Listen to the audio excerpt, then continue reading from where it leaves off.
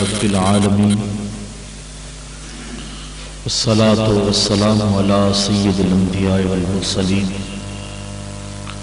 قال الله تعالى وتبارك في القرآن المجيد والفرقان الحميد بسم الله الرحمن الرحيم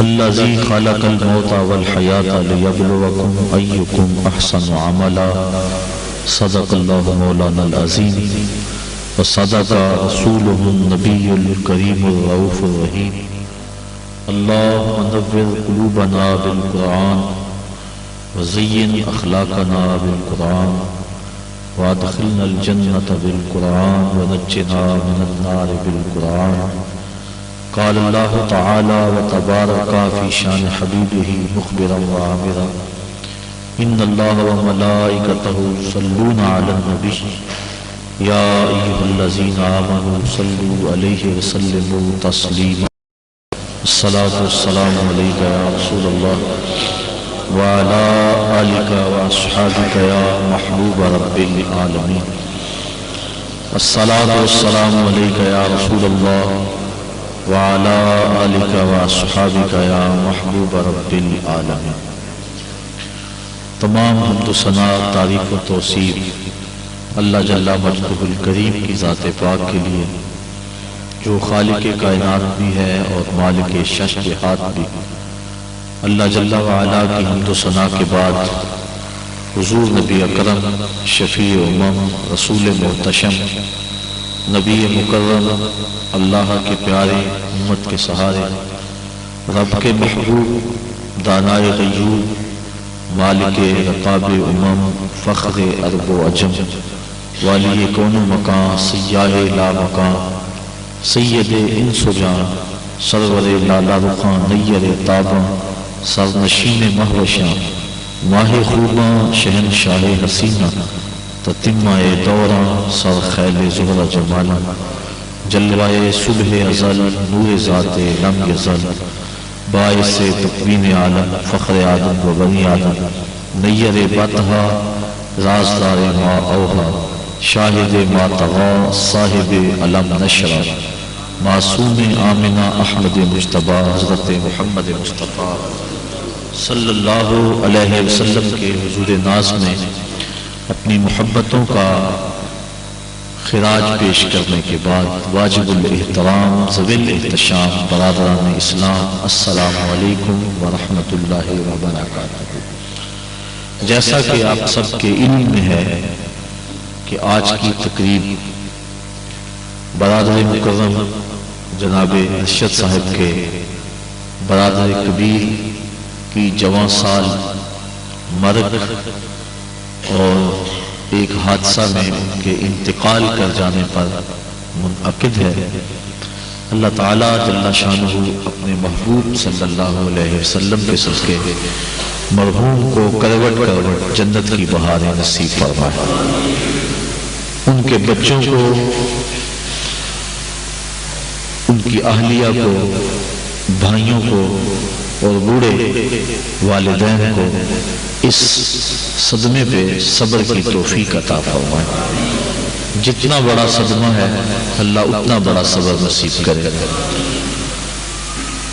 مرنے والوں کے بعد ان کے لیے دعاؤں کے سلسلے جاری رہتے ہیں، اور یہ بھی تحفہ ہے پسماندگان کی طرف سے جو مرنے کے بعد ان کو دیا جا سکتا ہے۔ ہمارے آج یہاں جمع ہونے کے من جملہ مقاصد میں سے پہلا مقصد بھی یہی ہے کہ ہم مرحوم کے لیے دعا کریں، اللہ تعالیٰ ان کی برزخی زندگی ان کے لیے بہتر فرمائے۔ مختصر سی زندگی کا عرصہ گزار کے اب وہ احکم الحاکمین کی حضور پیش ہو چکے ہیں۔ زندگی کے اندر 100 کوتاہیاں غلطیاں انسان سے سرزد ہوتی رہتی ہیں۔ اللہ تعالیٰ جل شانہ کی بارگاہ میں دعا ہے کہ اللہ ان کی غلطیوں سے صرف نظر فرمائے اور ان کی زندگی کی نیکی اور بالخصوص ان کی یہ جو ناگہاں وفات ہے، وہ فریضہ ادا کر رہے تھے، اپنا ڈیوٹی پہ تھے، تو حکمی شہادت کے درجے میں اس موت کو شمار کیا گیا ہے۔ اللہ تعالیٰ جل شانہ ان کی اس اچانک وفات کو ان کے جملہ ماضی کے گناہوں کا کفارہ بنائے اور زندگی کی ایک نیکی اپنی بارگاہ میں قبول فرمائے۔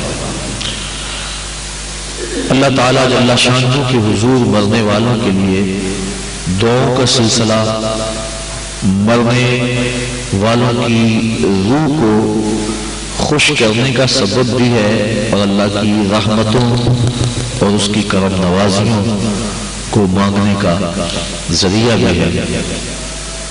دنیا داروں سے تو مانگیں تو ناراض ہوتے ہیں، اللہ سے نہ مانگیں تو ناراض ہوتے ہیں۔ دنیا داروں سے مانگنا ہو تو وقت دیکھنا پڑتا ہے کہ اب صاحب سوئے ہوئے ہیں، ابھی بیدار ہوئے ہیں، اب اگر مانگا تو ابھی مزاج میں چڑچڑا پن ہوگا، ابھی کل مانگا تھا اب دوبارہ کچھ وقفہ پڑھ لینا چاہیے۔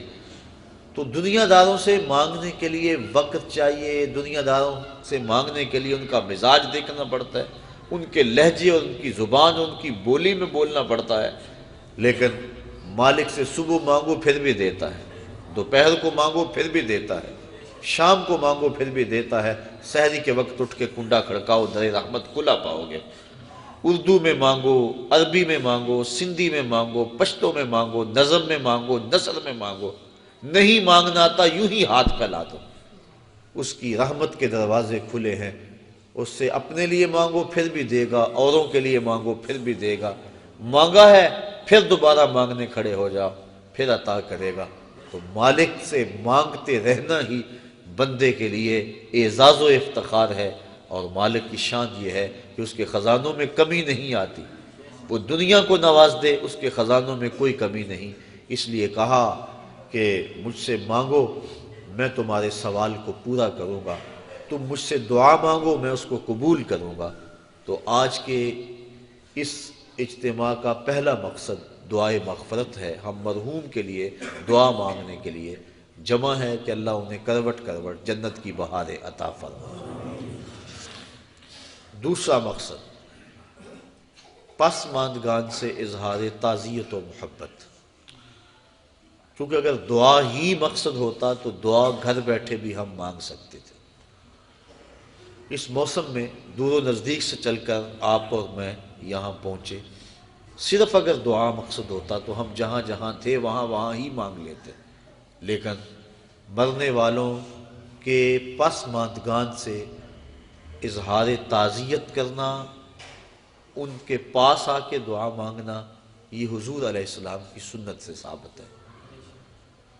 اللہ کے محبوب صلی اللہ علیہ وآلہ وسلم تشریف فرما تھے کہ ایک صحابی جن کا نام تھا ماعز ابن مالک رضی اللہ تعالی عنہ، وہ حاضر ہوئے اور عرض کی طہرنی یا رسول اللہ صلی اللہ علیہ وسلم، حضور مجھے پاک کر دیجئے۔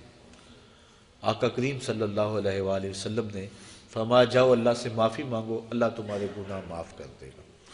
گئے، معافی مانگ، توبہ کی، لیکن اضطراب ایسا تھا، کیفیت ایسی تھی، پھر پلٹ کے آ گئے، پھر کہا طہرنی یا رسول اللہ، آقا مجھے پاک کر دیجئے۔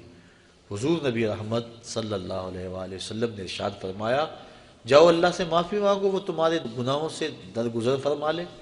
گئے، پھر پلٹ کے آ گئے، پھر آقا کریم نے پوچھا بیما اطہرو کا، تجھے کس جرم سے پاک کروں؟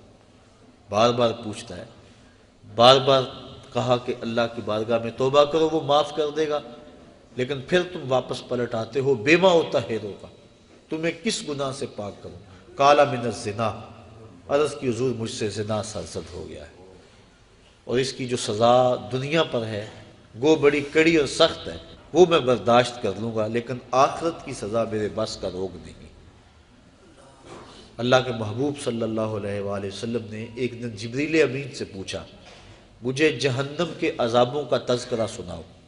مشکات کی روایت ہے، عرض کی حضور سب سے ہلکا عذاب، اخف العذاب، سب سے ہلکا عذاب جو جہنمیوں کو دیا جائے گا وہ یہ ہوگا کہ ان کے پاؤں میں آگ کے جوتے رکھے جائیں گے، باقی پورا بدن سلامت ہوگا لیکن پاؤں میں آگ کے جوتے ہوں گے، اس کی گرمی اور حرارت اتنی ہوگی یغلی منہما دماغ ہو کہ دماغ پگھل کے ناک اور کانوں کے راستے سے باہر آ جائے گا۔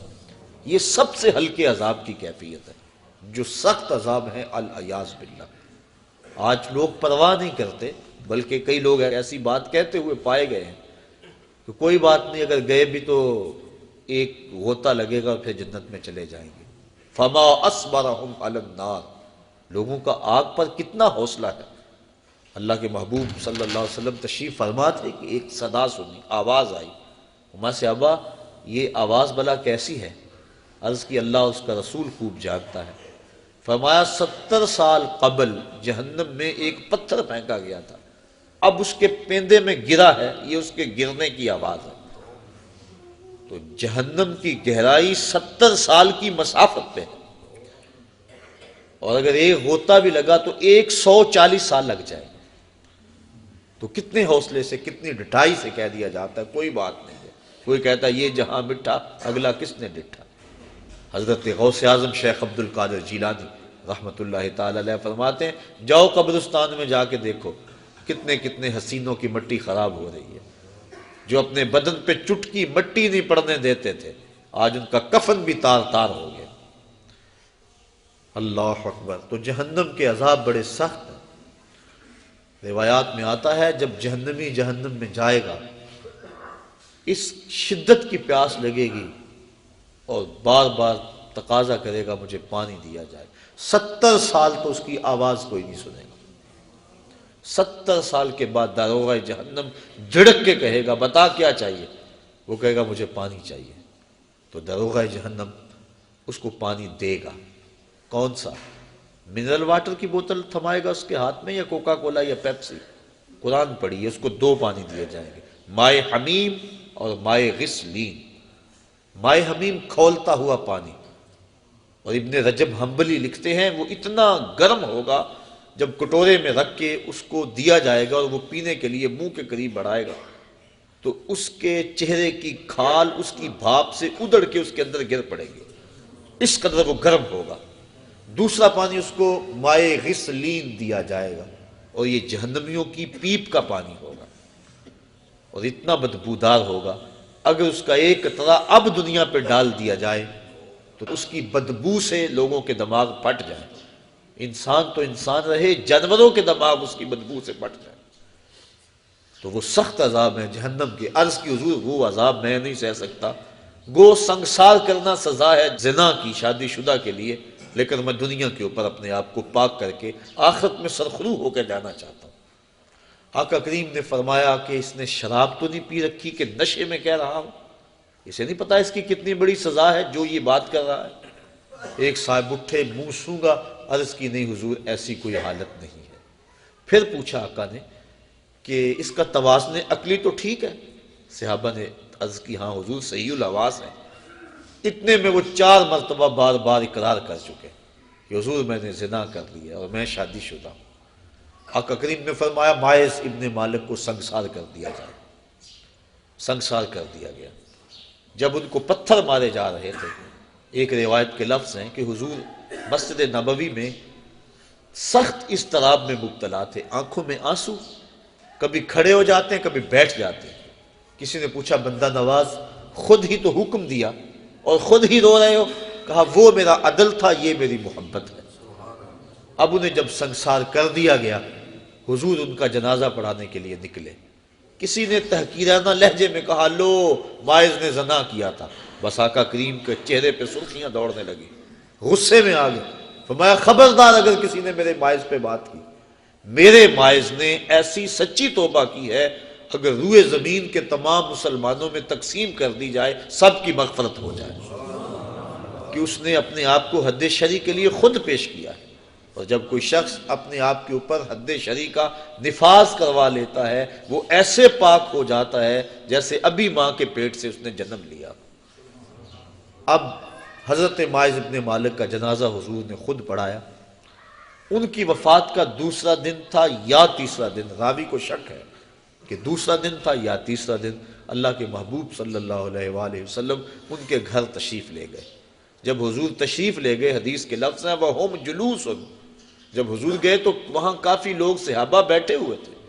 آقا کریم نے ارشاد فرمایا اپنے بھائی مائز کے لیے مغفرت کی دعا کرو. اگر دعا ہی مقصود ہوتی تو وہ گھر بیٹھے بھی ہو سکتی تھی، اگر دعا ہی مقصود تھی تو وہ حجرہ عائشہ میں بھی ہو سکتی تھی، وہ ستون تہجد کے پاس بھی ہو سکتی تھی، وہ مسجد نبوی میں بھی ہو سکتی تھی، نماز کے بعد اجتماع میں دعا کی جا سکتی تھی، پھر نماز جنازہ خود دعا ہے۔ پھر آقا کریم یہ بھی فرما چکے ہیں کہ میرے مائز نے ایسی سچی توبہ کی ہے، اگر روئے زمین کے لوگوں کو تقسیم کر دی جائے لَکَفَاهُمْ، ان کے لیے بھی کافی ہو۔ تو پھر حضور ان کے گھر دعا مانگنے کے لیے کیوں گئے؟ تاکہ پسماندگان سے اظہار تعزیت و محبت ہو جائے، اور جس کے گھر میں حضور گئے ہوں گے کوئی دکھڑا رہا ہوگا، وہ کیا کسی نے کہا کہ یہ الگ بات ہے کہ تم آئے ہو تو کوئی نہیں، ورنہ درد تو یہاں ہزار رہتے ہیں۔ تو جب حضور گئے ہوں گے دکھڑے دور ہو گئے ہوں گے، تو پسماندگان کے ہاں جا کے تعزیت کرنا، ان کے دکھوں کو کم کرنا ہوتا ہے۔ تو ایسی محافل کا دوسرا مقصد اور مدعا یہ ہے کہ ہم پسماندگان سے اظہار تعزیت کریں۔ پہلا مقصد دعائے مغفرت جس کا تعلق مرنے والے کی ذات سے تھا، دوسرا مقصد پسماندگان سے اظہار تعزیت و محبت، اور تیسرا مقصد میں اور آپ اپنی ذات کے لیے عبرت اور فکر لے کے جائیں کہ آج وہ ہمارے اندر نہیں، ایک وقت ہمارے اوپر بھی آنے والا ہے کہ ہم بھی قبر کی تنہائیوں میں ہوں گے اور لوگ ہمارے لیے جمع ہو رہے ہوں گے۔ جب وہ گھر سے نکلے تھے تو انہیں تو یہ پتہ نہیں تھا کہ میں واپس پلٹ کے آ نہیں سکوں گا، نہ بچوں کو پتا تھا کہ ہم اپنے باپ کو آخری بار دیکھ رہے ہیں۔ اس قدر موت قریب ہے۔ فرمایا زندگی اور موت کے بارے میں کیا خیال ہے؟ عرض کی حضور فجر کی نماز پڑھی ہے، پتہ نہیں ظہر پڑھ سکیں گے یا کہ نہیں۔ کہا میری صحبت میں رہتے اور اتنی لمبی امید؟ عرض کی حضور ظہر پڑھی ہے، پتہ نہیں عصر پڑھنے کا موقع نصیب ہوگا یا کہ نہیں۔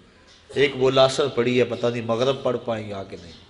ایک نے عرض کی حضور ایک رکعت پڑھی ہے، پتہ نہیں دوسری رکعت کا موقع بھی نصیب ہوگا یا کہ نہیں۔ فرمایا یہ سب کچھ تمہاری باتیں ہیں، میں تو یوں کہتا ہوں ایک طرف سلام پھیرا ہے، پتہ نہیں دوسری طرف سلام بھی پھیر سکیں گے یا کہ نہیں۔ اس قدر موت قریب ہے، اور جب ہمیں اس بات کا یقین و اذعان ہے کہ موت اتنی قریب ہے، اور موت کا انکار بھی کوئی نہیں کرتا، لوگوں نے خدا کا انکار کر دیا، لیکن آج تک کسی فرقے نے، کسی گروہ نے، کسی جتھے نے آج تک موت کا انکار نہیں کیا۔ ہر شے میں اختلاف پایا جاتا ہے، موت ایک ایسی چیز ہے جس میں کسی فرقے کا، کسی گروہ کا، مذہب کا اختلاف نہیں۔ تو موت ایک اٹل حقیقت ہے جس سے رستگاری کسی کو نہیں۔ اس کا وقت بھی نہیں بتایا گیا کہ کس وقت پیغام اجل آ جائے، تو قبل اس سے کہ وہ وقت آئے ہم نے اپنی زندگی کی راہیں ٹھیک کرنی ہے۔ حضرت امام غزالی رحمۃ اللہ تعالی علیہ فرماتے ہیں کہ موت کا کھٹکا اور خدشہ ہر شخص کو ہے، لیکن تین طرح سے لوگ موت سے ڈرتے ہیں۔ کچھ لوگ موت سے اس لیے ڈرتے ہیں مر گیا تو میری زندگی کی لذتیں چھن جائیں گی، اب تو میں نے کاروبار سنبھالا ہے، محنت کی ہے، اس عہدے پہ پہنچا ہوں، اگر میں مر گیا تو یہ سب کچھ چھن جائے گا، میرا وقار جاتا رہے گا، تو وہ موت سے ڈرتا ہے۔ انسان کی ہوس اور خواہش نفس کو یہ ڈر اور خوف بڑھا دیتا ہے۔ کچھ لوگ موت سے اس لیے ڈرتے ہیں کہ اگر میں مر گیا تو میرے بچے چھوٹے چھوٹے رہ جائیں گے، یتیم ہو جائیں گے، در در کے دھکے ان کا مقدر ہوں گے، میری بیوی بیوہ ہو جائے گی، میرے ماں باپ میری موت کا پیغام سن کے سخت اضطراب میں مبتلا ہوں گے، اور جو ان کا دکھ ہوگا وہ دیکھا نہیں جائے گا۔ تو وہ اس حوالے سے اپنی جان کو عزیز سمجھتا ہے، موت کا خیال کر کے کانپ جاتا ہے، پسماندگان سے وہ ڈرتا ہے۔ یہ ہے ایک انداز موت سے ڈرنے کا۔ امام غزالی فرماتے ہیں یہ ڈرنا بھی کوئی ڈرنا نہیں ہے۔ اور تیسرے لوگ موت سے اس لیے ڈرتے ہیں کہ اگر میں اچانک مر گیا تو میرے پلے کون سا نیک عمل ہے جو لے کر اللہ کے حضور پیش ہو سکوں گا۔ یہ تیسری قسم کا جو خوف ہے، یہ انسان کی تیاری آخرت کو بڑھا دیتا ہے، اور اس کو شب و روز اللہ کے حضور پیش ہونے کے خوف سے نیکی کی دعوت دیتا ہے کہ میں نے اس کے حضور پیش ہونا ہے، ایک ایک عمل کا حساب دینا ہے۔ ثم لتسألن یومئذ عن النعیم، اس دن ایک ایک نعمت کے بارے میں پوچھا جائے گا۔ تو قبل اس سے کہ وہ وقت آ جائے، تین چیزوں کا حساب نہیں ہوگا: ضرورت کے مطابق کپڑے کا، ضرورت کے مطابق مکان کا، اور بھوک کے وقت کھانے اور پینے کا۔ ان 3 چیزوں کا قیامت کے دن حساب نہیں لیا جائے گا۔ اس کے علاوہ زندگی میں جتنی بھی ہمیں نعمتیں دی گئی ہیں ان کا حساب لیا جائے گا، اور قرآن مجید کی یہ نص موجود ہے، ثم لتسألن یومئذ عن النعیم۔ اس دن ایک ایک نعمت کے بارے میں بندے سے سوال کیا جائے گا۔ آج ہم جو کچھ کر رہے ہیں سب کچھ لکھا جا رہا ہے، کرامن کاتبین بیٹھے ہوئے، ہمارا نامہ اعمال تیار ہو رہا ہے، ہم بھولے ہوئے لیکن وہ نہیں بھولے، وہ غفلت نہیں کرتے، ایک ایک چیز لکھ رہے ہیں۔ قیامت کے دن جب سب کچھ سامنے آئے گا تو اس وقت انسان جب نامہ اعمال دیکھے گا پھر حیران ہوگا اور کہے گا ما لہذا الکتاب لا یغادر صغیرۃ ولا کبیرۃ الا احصاها، ہائے اس کتاب کو کیا ہو گیا، اس نے چھوٹی بڑی کوئی چیز نہ چھوڑی، سب کچھ لکھ دیا۔ اس دن پھر سخت پچھتائے گا، لیکن اس دن پچھتانے سے کچھ حاصل نہیں ہوگا۔ وقت پر کافی ہے ایک قطرہ بھی آب خوش ہنگام کا، جل گیا جب کھیت برسا میں تو پھر کس کام کا۔ آج اگر ہم پچھتا لیں تو آج توبہ بھی کر سکتے ہیں، جب توبہ کر لیں گے تو ماں قبل کے گناہ دھل جائیں گے، اور اگر ہم غفلت میں زندگی گزار دیتے ہیں تو کل قیامت کے دن انسان کو سخت پچھتاوا ہوگا، اور پھر اچانک موت، پتہ ہی نہیں ہے۔ بندہ اپنی توبہ کو مؤخر کرتا رہتا ہے، اس کو کہتے ہیں طول عمل، مؤخر کرتا رہتا، ابھی میری بڑی زندگی پڑی ہے۔ بعض اوقات کسی کو کہے نا نیکی کی دعوت دیں، وہ کہتا ہے جناب بس میں ریٹائرمنٹ لے لوں، اس کے بعد انشاءاللہ میں نے بچوں کی شادیاں کرنی ہیں، پھر حج کرنا ہے، پھر میں ہوں گا اور مسجد ہوگی۔ یہ اس طرح بات کر رہا ہے جس طرح سب کچھ اس کے ہاتھ میں ہو، جس طرح سب کچھ اس کے قبضہ اختیار میں ہو، کوئی کچھ بول رہا ہے کوئی کچھ بول رہا ہے۔ یہ طول عمل، لمبی امید اور توبہ کو مؤخر کرتے چلے جانا، یہ بہت بڑی محرومی ہوتی ہے۔ اللہ اگر توفیق دے دے توبہ کی اور اللہ سوچ اور فکر دے دے تو دیر نہیں کرنی چاہیے۔ اللہ امام غزالی رحمۃ اللہ تعالیٰ علیہ فرماتے ہیں ذرا دیکھو معاشرے میں نظر دوڑا کے، بوڑھے زیادہ ہیں، بچے زیادہ ہیں یا جوان زیادہ ہیں؟ آپ فرمایا تم کو جوان بوڑھوں سے زیادہ نظر آئیں گے، بوڑھے کم نظر آئیں گے۔ کسی بھی مجلس میں آپ تجزیہ کر کے دیکھ لیں۔ فرمایا اس لیے کہ بڑھاپے تک کوئی کوئی پہنچتا ہے، زیادہ جوانی میں فوت ہو جاتے ہیں۔ پھر فرمایا اب جوانوں اور بچوں کا اندازہ کر کے دیکھ لو، کسی گھر میں کسی محفل میں دیکھ لو کہ بچوں کی تعداد زیادہ ہوگی، نوجوان کم ہوں گے۔ اس کا مطلب یہ ہوا کہ لوگ زیادہ بچپن میں فوت ہو جاتے ہیں، جوانی تک کم پہنچتے ہیں۔ تو انسان عمر کے اس حصے تک توبہ کو مؤخر کرتا ہے جہاں تک جانا انتہائی مشکل ہے، اور پھر اس وقت اگر پہنچ بھی گیا جب اعضاء میں توازن نہ رہا، عناصر میں اعتدال نہ رہا، چلنے پھرنے کے قابل نہ رہا، تو پھر کیا عبادت کرے گا؟ در جوانی توبہ کردن شیوائے پیغمبری، وقت پیری گرگ ظالم بھی شود پرہیزگار۔ اللہ کے محبوب صلی اللہ علیہ وسلم نے ارشاد فرمایا 7 اشخاص ہیں اللہ جنہیں اپنے عرش کا ٹھنڈا سایہ نصیب فرمائے گا۔ ان میں سے ایک شخص فرمایا وَشَابٌ نَشَأَ فِي عِبَادَةِ اللَّهِ، وہ شخص جس کی جوانی اللہ کی عبادت میں گزری۔ کہا جاتا جوانی مستانی ہے، لیکن جس نے نکیل ڈال لی جوانی کو اور کھینچ کے اس کو در محبوب پہ لے آیا اور اس پیشانی کو جھکا کے مالک کی چوکھٹ پہ رکھ دیا۔ آج تو لوگ اسے کہیں گے یہ مسیطڑ ہو گیا، اسے کیا پتا دنیا کیا ہے، لیکن کل قیامت کے دن قدر و قیمت معلوم ہوگی اس مسیطڑ کی، اس کو کتنی اللہ عزت دیتا ہے۔ جب دھوپ کڑک رہی ہوگی اور وہ سورج کی گرمی جسموں کو پگھلا رہی ہوگی، 1.25 میل پہ آ جائے گا سورج، اب رخ الٹا ہے پھر سیدھا ہو جائے گا، زمین تانبے کی، اور لوگ پسینے میں شراب ہو، کوئی گھٹنوں تک، کوئی ٹخنوں تک، کوئی کمر تک، اور کسی کو پسینے کی لگام دی جائے گی، اور پسینہ اتنا گرم اگر اس کا ایک قطرہ احد پہاڑ پہ رکھا جائے پتھر پگھل جائے، اور اتنا بدبودار اگر دنیا پہ قطرہ ڈال دیا جائے تو جانوروں کے دماغ بھی پھٹ جائیں بدبو سے۔ اس پسینے میں لوگ شرابور ہوں گے، لیکن فرمایا 7 اشخاص ایسے ہیں کہ جنہیں اللہ اپنے عرش کا ٹھنڈا سایہ نصیب فرمائے گا۔ ان میں سے ایک شخص وَشَابٌ نَشَأَ فِي عِبَادَةِ اللَّهِ، وہ جوان جس نے اپنی جوانی اللہ کی عبادت میں گزاری۔ اور اللہ کے محبوب صلی اللہ علیہ وسلم نے ارشاد فرمایا میں اللہ کا حبیب ہوں، اور جو جوان جوانی میں توبہ کرے وہ بھی اللہ کا حبیب ہے۔ کتنا بڑا اعزاز ہے، ہم کیوں غافل ہیں؟ کیا ہمیں مرنا یاد نہیں ہے؟ اپنی توبہ کو کیوں مؤخر کرتے ہیں؟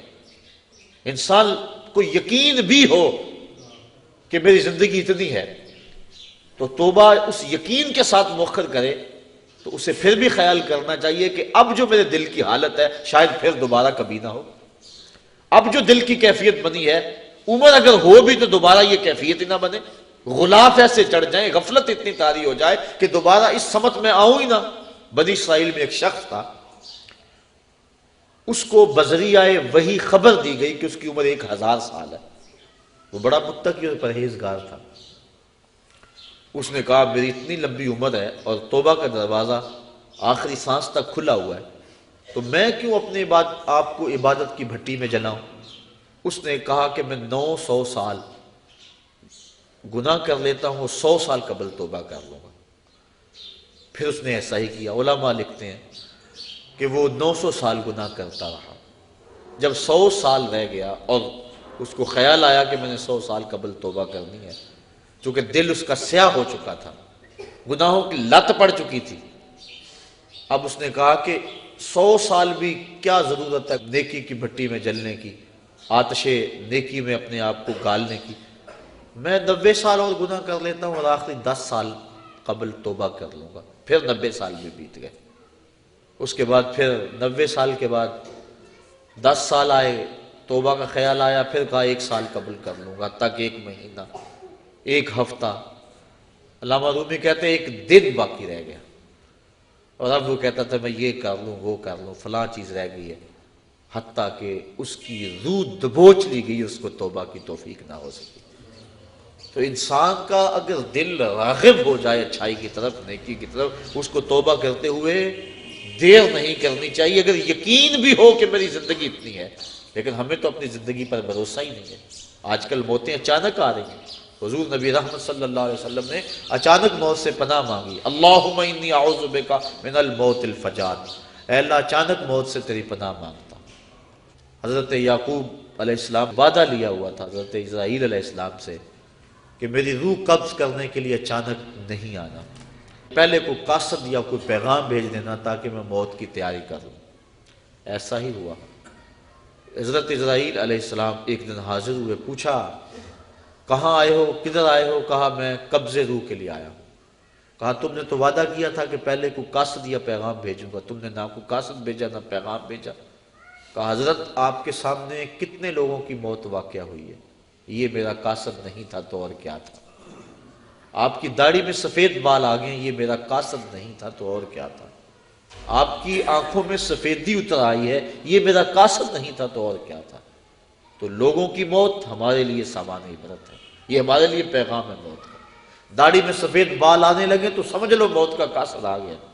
حضرت عمر فاروق رضی اللہ تعالیٰ عنہ صبح و شام دوپہر ایک ملازم آ کے آپ کو کہتا اے عمر موت کو نہیں بھولنا، کپ کپا کے رہ جاتے، اپنا محاسبہ کرتے، توبہ کرتے۔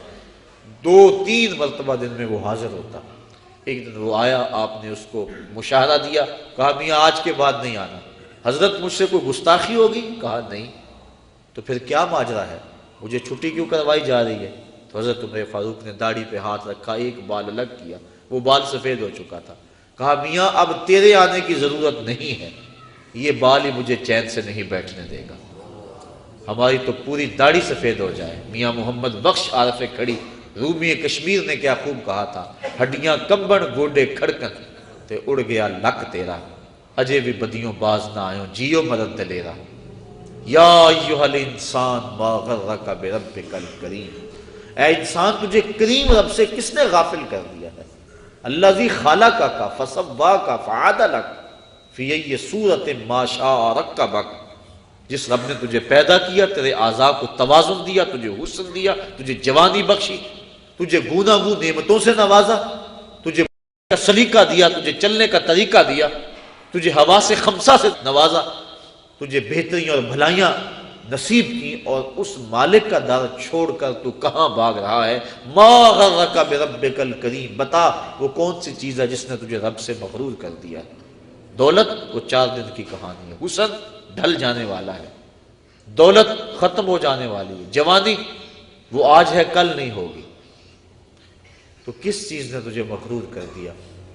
مالک کے حضور ہم نے اپنی محبتوں اور اپنی الفتوں کا خراج پیش کرنا ہے، اور اس کی عبادت سے، اس کے ذکر و فکر سے اپنے اندر کو تابیدگی دینی ہے۔ ایسا نہ ہو کہ ہماری زندگی ساری برباد ہو جائے اور پھر بعد میں ڈاڈا پچھتاوا ہو یہ مرنے والے ہمارے لیے سامان عبرت ہیں۔ اللہ تعالیٰ جل شانہ اپنے محبوب صلی اللہ علیہ وسلم کے صدقے مرحوم کو کروٹ کروٹ جنت کی بہاریں نصیب فرمائے، اور ہمیں یہ سوچنے کی توفیق عطا فرمائے کہ آج وہ نہیں ہے کل ہم نہیں ہوں گے، آج وہ قبر کی تنہائیوں میں ہیں، ان کی جگہ ہم بھی تو ہو سکتے تھے۔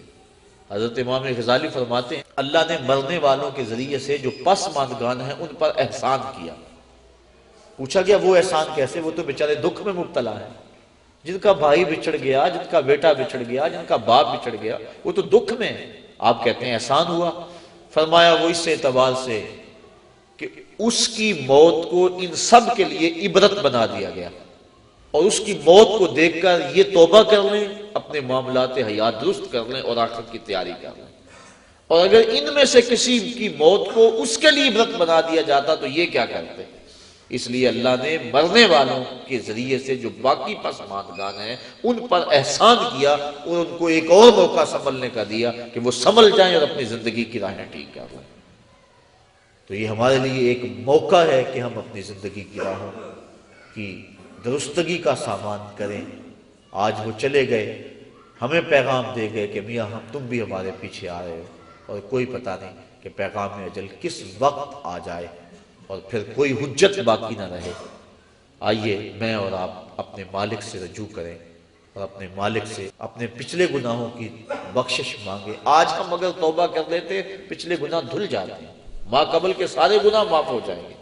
حضور نبی رحمت صلی اللہ علیہ وسلم نے ارشاد فرمایا التائب من الذنب کمن لا ذنب لہ، گناہ سے توبہ کرنے والا ایسا ہوتا ہے جس طرح اس نے گناہ کیا ہوا ہی نہیں ہے۔ بالکل اللہ صاف اور پاک اسے فرماتا ہے جس طرح ماں کے بطن سے ابھی اس نے جنم لیا۔ تو اگر آج ہم توبہ کر لیتے ہیں تو ماضی صاف ہے، اور آئندہ اپنی زندگی کو احتیاط سے گزاریں۔ لیکن آج اگر ہم توبہ نہیں کرتے، رجوع نہیں کرتے، اور ہمارا بوجھ بڑھتا چلا جاتا ہے، اور اگر توبہ کی توفیق بھی نہیں ہوتی اور اچانک موت ہماری روح اچک لیتی ہے، تو پھر آخرت کے معاملے تو بڑے سخت ہیں۔ تو قبل اس سے کہ وہ وقت آئے اور پھر پچھتاوا لگے، مجھے اور آپ کو آج ہی اپنی اصلاح کرنی چاہیے۔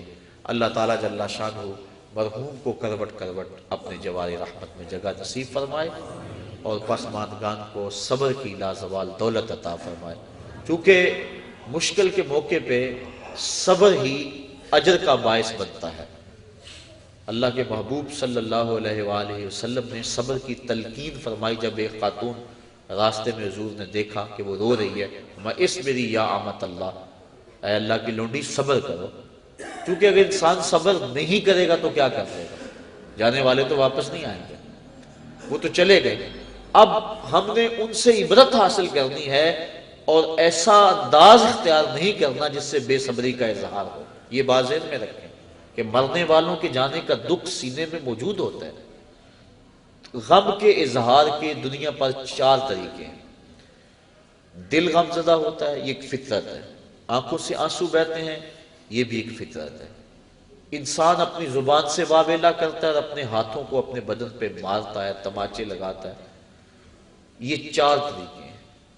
آنکھوں کا غم اور دل کا غم رحمان کی طرف سے، ہاتھوں کا غم اور زبان کا غم شیطان کی طرف سے۔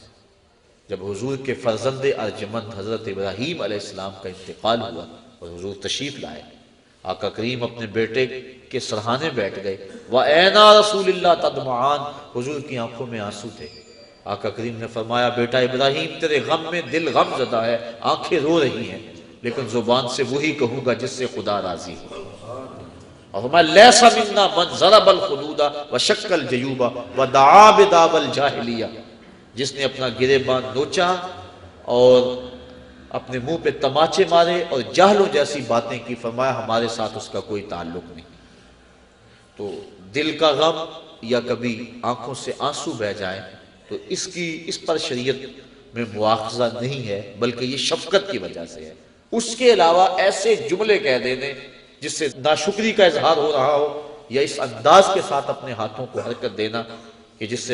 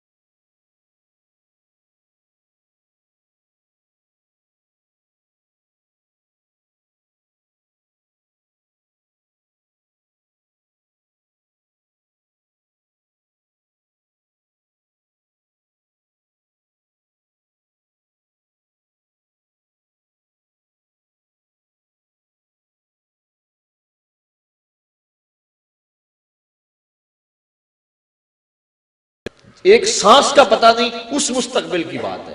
زندگی کھپا رہا ہے مستقبل ٹھیک ہو جائے، اصل مستقبل تو آخرت کا مستقبل ہے۔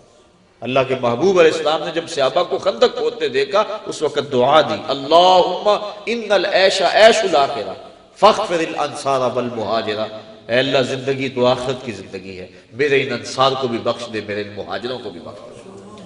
اصل مستقبل وہ ہے، یہ تو 4 دن کی زندگی ہے۔ 45 سال ایوریج زندگی نکالی ہے ماہرین نے، چلو 50 سال لگا لو، 60 سال لگا لو، اور آخرت کا ایک دن، محشر کا ایک دن 50,000 سال کا ہوگا۔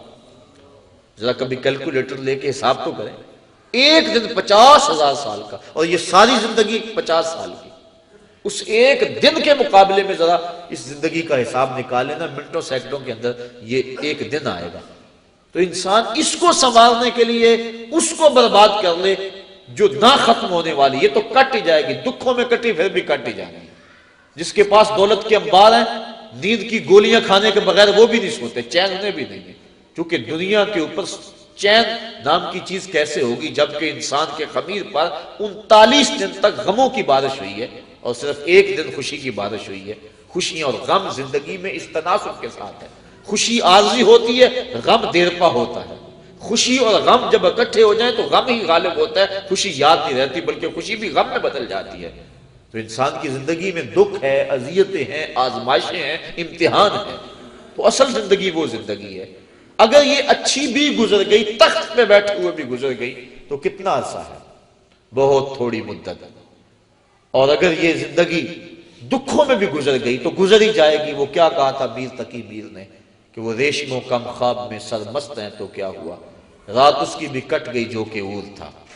بخار میں مبتلا تھا، زخم تھے پورے بدن پہ، اور کوئی پرسان حال بھی نہیں تھا۔ بات ٹھٹھرتی ہوئی سردی میں ریت کے اوپر پڑا تھا، ہلکی ہلکی بارش بھی ہو رہی تھی اور سردیوں کی لمبی رات تھی۔ بتاؤ شخص کو رات کاٹنا کتنا مشکل ہوگی۔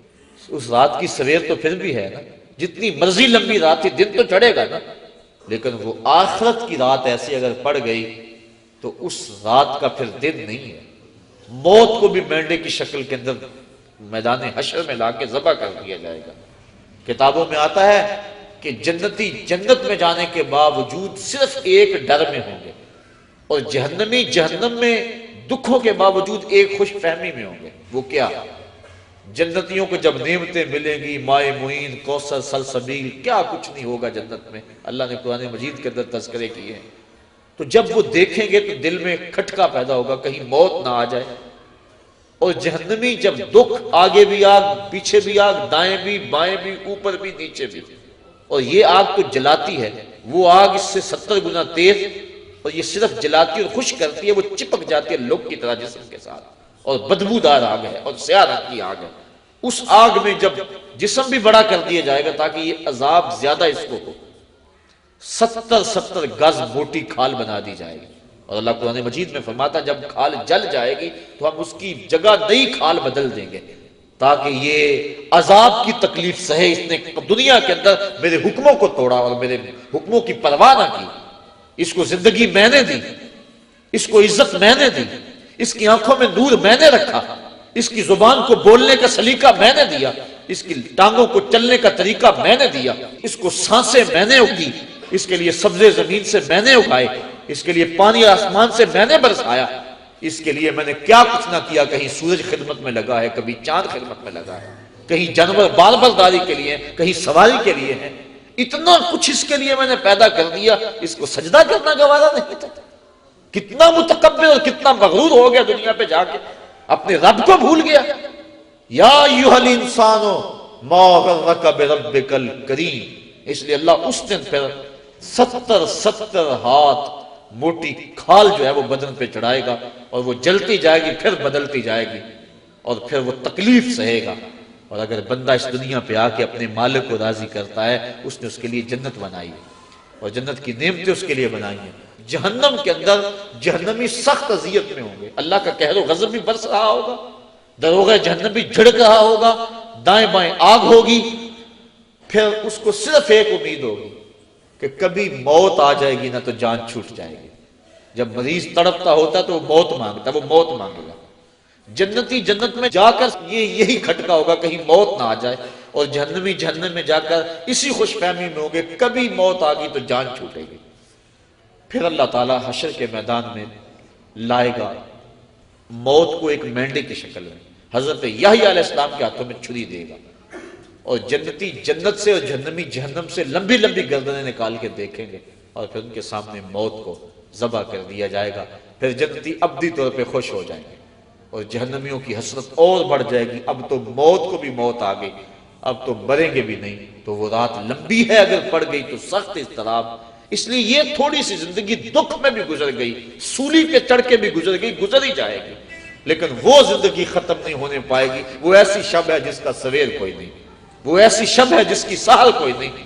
تو اگر اس زندگی کو برباد کر دیا اور اس کو سنوار دیا، پہلے تو یہ سنورنے کا یقین ہی نہیں ہے نا، چین ہے ہی نہیں، ہوگا بھی چین، تخت پہ بھی گزار دیا، تو پھر آگے ایک ایک چیز کا حساب ہونا ہے۔ وہ بادشاہ پھولوں کی سیج پہ سویا کرتا تھا نا، اللہ اکبر، لونڈی روزانہ پھولوں کی سیج بچھاتی ہے۔ ایک دن لونڈی کے دل میں آیا بادشاہ مدت سے ان پھولوں بڑی سیج پہ سوتا ہے، پتہ نہیں کیا لذت ہے، میں بھی تو لیٹ کے دیکھوں کیا مزہ ہے۔ سیج تیار کی اور اس کے اوپر لیٹ گئی، ابھی لیٹی ہی تھی، سارے دن کی تھکی تھی بیچاری، نیند آ گئی۔ جب نیند آئی بادشاہ وقت پہ کمرے میں داخل ہوا، دیکھا میری سیج پہ لونڈی سوئی ہوئی ہے، غصے سے لال پیلا ہو گیا۔ ایک لونڈی کو یہ جرأت کہ بادشاہ کے سیج پہ سوئے، اس نے جلاد کو بلایا کہ اس کو یہیں سے پکڑو، الٹا لٹکا دو اور اتنے کوڑے مارو کہ اس کی روح نکل جائے، تاکہ لوگوں کو یہ عبرت ہو جائے کہ بادشاہوں کی سیج کتنی مقدس ہوا کرتی ہے، باقی ملازمین بھی جان لیں۔ لونڈی کو پکڑا گیا اور الٹا لٹکا کے جلاد کوڑے برسا رہا ہے، وہ چیختی ہے، چلاتی ہے، روتی ہے۔ اچانک اس نے روتے روتے ہنسنا شروع کر دیا۔ بادشاہ نے کہا جلاد کو رک جاؤ، اسے پوچھو کیوں روتی ہے، اسے یہ بھی پوچھو ہنستی کیوں ہے۔ جلاد نے پوچھا لونڈی بتا تو کیوں روتی ہے، اور یہ بھی بتا تو ہنستی کیوں ہے۔ اس نے کہا روتی تو میں اس لیے ہوں، جب کوڑا لگتا ہے میری جان نکلنے کو آتی ہے۔ تو کہا پھر ہنستی کیوں ہے؟ کہا میں یہ سوچ کے ہنستی ہوں کہ چند لمحوں کے لیے سیج پہ سوئی اور اتنی تکلیف پہنچ رہی ہے، جس کو عمر ہوگی سوتے ہوئے اس کا کیا بنے گا۔ تو آج ہم چاہتے تو یہ ہیں کہ مالک کو بھول جائیں اور زندگی کی عیش اپنا لیں، لیکن کل قیامت کے دن ایک ایک چیز کا حساب دینا ہوگا۔ حضرت امام جعفر صادق کہتے ہیں یہ میرا تو ٹھنڈا پانی پینے کو دل نہیں کرتا کہ قیامت کے دن کبھی اس کے حساب میں جکڑا نہ جاؤ۔ تو بزرگوں نے کیسی کیسی احتیاطیں کی ہیں اور ہم کیسے غافل ہیں۔ تو صاحبو، یہ زندگی، یہ موت اللہ نے ہمارے لیے آزمائش بنائی، وہ دیکھنا چاہتا ہے کہ میرا کون سا بندہ کیسے عمل کرتا ہے۔ خلق الموت والحیات لیبلوکم ایکم احسن عملا، کون سا بندہ کیا عمل کرتا ہے۔ ہم نے اچھے عمل کر کے، اصل ہماری زندگی آخرت کی زندگی ہے جو نہ ختم ہونے والی ہے۔ دو گھر ہیں، دوزخ اور جنت، اللہ نے قرآن مجید کے اندر دونوں کے نقشے بیان کر دیے، ہمیں راہیں دے دی، ہمارے اعضاء کو دونوں راستوں میں چلنے کی سکت دے دی، اور پھر اختیار دے دیا چاہے ادھر چلو چاہے ادھر چلو۔ اب ہم نے سیدھی راہوں پہ سفر کر کے اپنے مالک کی رضا حاصل کرنی ہے۔ اللہ تعالیٰ جل شانہ برادرم عبدالرشید صاحب مرحوم کو کروٹ کروٹ جنت کی بہاریں عطا فرمائے، ہم سب کو مرنے والوں سے عبرت حاصل کرنے کی توفیق عطا فرمائے، اور پسماندگان کو صبر جمیل اجر عظیم عطا کرے۔ وآخر دعوانا ان الحمدللہ رب العالمین۔